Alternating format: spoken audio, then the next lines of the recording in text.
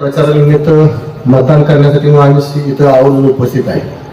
आज स्टेजवर जरी आम्ही कल्याणराव मिळून दिसत असलो सगळेजण, तरी बी ह्याच्या मागचं एकच कारण आहे की ह्या तालुक्यातलं चालणारं जे राजकारण आहे, जी काही नको ती माणसं पुढे यायला लागली आहेत, त्या माणसाला कुठं तर थांबवलं पाहिजे. कारण का ज्या माणसाची या तालुक्याला चांगले सुसंस्कृत माणसं पूर्वी होऊन गेली, मालक असतील, अण्णा असतील, वसंतदादा असतील, त्या लोकांचा आदर्श घेण्यासारखी माणसं इथून पुढच्या काळात सुद्धा असली पाहिजे. त्यासाठी म्हणून आम्ही आजही त्या कारणासाठी या स्टेजवर उपस्थित आहे. कारण अशी माणसं निवडून आली तर भविष्यात राजकारणात सुद्धा काय तर चांगलं घडून जाईल.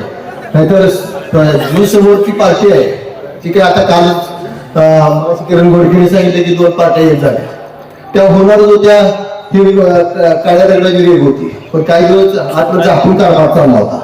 त्याबद्दल झाले गेलं ते सोडून द्या. पण आज मला एवढं सांगायचं आहे की काही जर झाले तर 8 जिल्हा परिषद आणि 16 पंचायत समिती या आता इथे भैया कबशीवर आहे, पण बाकीचे कमळावरची जी उमेदवार सगळे आहेत त्यांना प्रचंड मतांनी निवडून घेऊन या तालुक्याचं राजकारण जर आपल्याला बदलायचं असेल, चाललेलं राजकारण हे चुकीचं आहे. यासाठी म्हणून आपल्याला चांगल्या माणसांना पुढे आणायचं आहे. प्रचंड मार्ग असतील, समाधानदादा असतील आणि आम्ही असं त्या सर्वांनी मिळून ताकदीने या इलेक्शनमध्ये भाग घेऊन काही जरी झाले तरी हे उमेदवार पडले पाहिजे समोरचे आणि आपले उमेदवार निवडून आले पाहिजे ही इच्छा व्यक्त करतो. आणि येणाऱ्या 7 तारखेला कमळाचं बटन दाबून आपण प्रचंड मताने आणि कबशीचं बटन आपण निवडून द्यावं ही विनंती करतो आणि थांबतो.